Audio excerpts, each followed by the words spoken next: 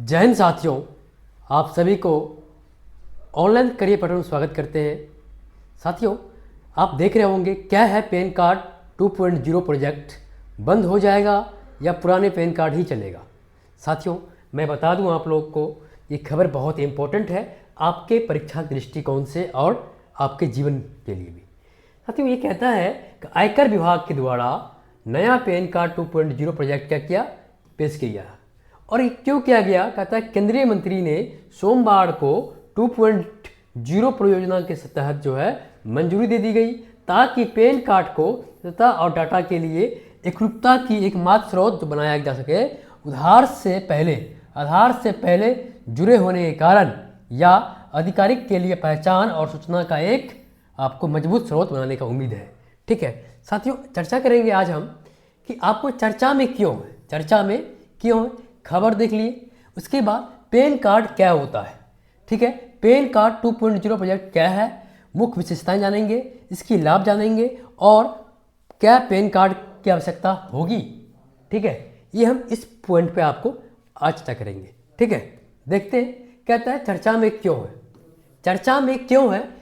PM Narendra Modi की अध्यक्षता वाली आर्थिक मामलों में की मंत्रिमंडलीय समिति 25 नवंबर को पैन कार्ड 2.0 परियोजना को मंजूरी दे दिया गया है।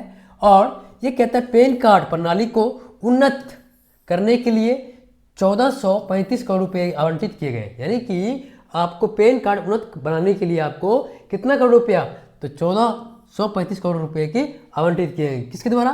केंद्र सरकार के द्वारा। साथियों, इसका उद्देश्य कहता है करदाताओं को विशेष कर मध्यम वर्ग और छोटे व्यवसायों के लिए आपको पैन कार्ड प्रणाली अत्यधिक कुशल और सुविधाजनक बनाना है। ठीक है, ध्यान रखिएगा। उसके बाद कहता है बेहतर सेवा के लिए वर्तमान प्रणाली को नए डिजिटल सेटअप के लिए आपको साथ सुधारा जा सकता है। यानी कि आपको वर्तमान प्रणाली के साथ क्या है, डिजिटल प्रणाली के लिए सेटअप करने के लिए ये दिया गया है। ठीक है, आगे बढ़ते हैं। अब देखिए पैन कार्ड क्या होता है, बताइए पैन कार्ड क्या होता है। कहता है पैन कार्ड एक अस्थायी खाता संख्या होता है। पैन कार्ड जो है एक अस्थायी क्या होता है, खाता संख्या होता है, परमानेंट नंबर होता है। यह एक भारत आयकर को विभाग द्वारा जारी किया जाता है। यानी कि यह जो है भारत का आयकर यानी कि फाइनेंशियल विभाग द्वारा क्या होता है, जारी किया जाता है। और द्वितीय यानी 10 अक्षरों वाला अल्फा न्यूमेरिक अभिज्ञात होता है। यानी कि इसमें आपको अल्फा नंबर यानी कि ए से लेकर जेड तक और 0 से लेकर आपको 9 तक ये नंबर होता है। ठीक है, ये आपको एक आईडी नंबर की तरह होता है जिससे विशेष रूप से वित्तीय और कर संबंधी उद्देश्यों के लिए डिजाइन किया गया है। यानी कि ये आईडी नंबर होता है जिससे विशेष रूप से वित्तीय कर संबंधी उद्देश्यों के डिजाइन किया गया है। ध्यान रखिएगा। कहता है सरकार को किसी व्यक्ति या व्यवसाय के द्वारा किए गए वित्तीय लेन देन पर नजर रखने में मदद करता है। यानी कि आपको सरकार के द्वारा क्या है, आपको वित्तीय लेन देन के द्वारा नजर रखा सकता है इसके नंबर द्वारा। किसके द्वारा? पैन कार्ड के द्वारा। कहता है या किसी व्यक्ति या संगठन के आयकर विभाग के बीच वह कड़ी रूप में कार्य करती है, एक मजबूत रूप में कार्य करती है। ठीक है, आगे बढ़े। अब देखिए 2.0 पैन कार्ड का प्रोजेक्ट जानते हैं। 2.0 प्रोजेक्ट अब कहता है कि पैन जो है 2.0 अस्थायी संस्करण यानी कि पैन प्रणाली का उन्नत संस्करण है। यानी कि मान लीजिए पहले हमारे पास 3G था, अब 5G आ रहा है, 6G आ रहा है। क्या है, आपको उन्नत संस्करण, इसमें आपको QR कोड होगा, QR कोड होगा। ठीक है, ये आपको करदाताओं को निर्बाध या डिजिटल अनुभव के प्रदान करने के लिए केंद्रित करेगा। ठीक है, करदाताओं को निर्बाध और डिजिटल रूप से क्या करेगा, अनुभव प्रदान करने के लिए केंद्रित करेगा। यह प्रणाली कोर या गैर कोर दोनों पैन सेवाओं का एकल कागज रहित यानी कि ये आपको डिजिटल रहेगा, ये कागज पर नहीं रहेगा, आपको ऐसे डिजिटल के रूप में मोबाइल फोन पे दिखाई देगा। ठीक है, कार्ड यह एक करदाता सेवाओं के आधुनिक और डिजिटल बनाने के लिए सरकार को डिजिटलीकरण इंडिया का पहल का एक अनुरूप है। ठीक है, यानी कि डिजिटल इंडिया का एक अनुरूप है। ठीक है, अब हर चीज़ आपको डिजिटल के रूप में देखने को मिलेगा। ठीक है, कहता है सभी पैन कार्ड संबंधी सेवाओं के लिए एक केंद्रीकरण पोर्टल है। पोर्टल है, ध्यान रखिएगा। कहता है एक उपयोगकर्ताओं को डेटा सुरक्षा के लिए बेहतर साइबर सुरक्षा उपाय लागू किए जाएंगे। बेहतर सुरक्षा क्या किए जाएंगे? लागू किए जाएंगे। और उद्देश्य है सरकारी प्रणालियों को सभी डिजिटल इंडेक्स के लिए पैन कार्ड को एक करना। ठीक है, आगे बढ़ते हैं। अब देखिए इसकी मुख्य विशेषताएं की बात करते हैं। किसकी बात करेंगे? इसकी मुख्य विशेषताएं की बात करती है। कहती है सिस्टम आधुनिकीकरण या एक पहल परिचालन दक्षता का सुधार करने के लिए उन्नत तकनीकी के साथ मौजूदा डाटा को अपडेट करेगी। यानी कि मौजूद डाटा को क्या करेगी? अपडेट करेगी। क्यूआर कोड एकीकरण, यानी पैन कार्ड में अब क्यूआर कोड होंगे। ठीक है, देख रहे हैं ये क्यूआर कोड है पैन कार्ड में, जिससे करदाता विवरण के एक त्वरित पहुंच या सत्यापन संभव होगा। यानी कि तुरंत जो है आपको सत्यापन का संभव होगा।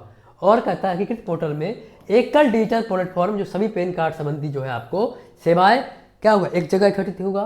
बेहतर सुरक्षा के लिए करदाताओं का डेटा अनुभव के लिए क्या होगा? पहुंच से बचने के लिए एक प्रकार का साइबर सुरक्षा उपायों को मजबूत किया जाएगा। और पर्यावरण के अनुकूल जो है कागज रहित प्रणाली अपनाकर सुरक्षा को लक्ष्य के रूप में क्या होगा? पर्यावरण के प्रभाव को कम करने के लिए परिचालन को कागज से करती होगा। यानी कि कागज को हम इस्तेमाल नहीं करेंगे कागज के रूप में, जिससे पर्यावरण का अनुकूल की काम करेगा। ठीक है, कोई दिक्कत यहाँ तक? चलिए अब बात करते हैं इसके लाभ की। साथियों लाभ क्या होगा? कहता है लाभ की पैन कार्ड संबंधी सेवाओं के लिए प्रक्रियागत समय में कमी, डेटा को बेहतर संगतता या करदाता को सूचना को कम छूटियाँ। ठीक है, पैन कार्ड धारकों के लिए अपग्रेड यानी निःशुल्क होगा।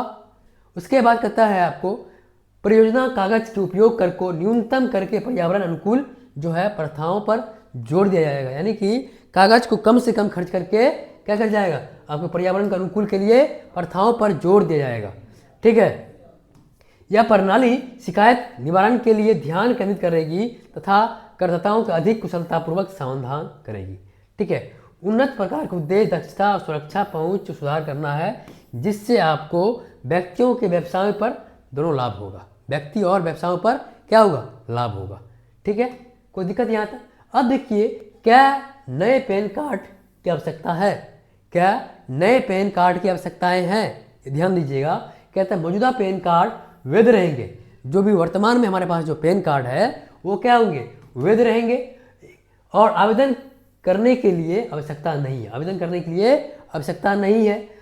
करदाता बिना किसी अतिरिक्त लाती के अपने पैन कार्ड को क्यूआर कोड की सुविधाओं के अनुसार साथ अपग्रेड करने का विकल्प चुनेंगे। यानी कि आपको अपग्रेड करना होगा, जैसे अपडेट करते हैं ना उसी प्रकार अपडेट करना होगा। अपडेट करेंगे तो आपको डिजिटल फॉर्म में देखने को मिलेगा क्यूआर कोड सहित पैन कार्ड।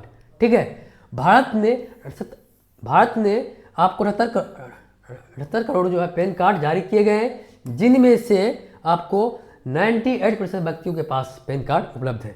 ठीक है, मौजूदा प्रणाली आधुनिक कर प्रशासन के लिए एक उन्नत प्रकार के तकनीकी का उपयोग कर सकते हैं। कोई दिक्कत यहाँ तक? चलिए आगे बढ़े। अब देखिए ये पैन कार्ड 2.0 प्रोजेक्ट क्या था, इसके बारे में चर्चा कर लिए हैं। आप इसी प्रकार की जानकारी के लिए आप हमारे चैनल को लाइक शेयर सब्सक्राइब करिए। पुनः मिलते हैं नेक्स्ट वीडियो में आपको इसी प्रकार के। धन्यवाद।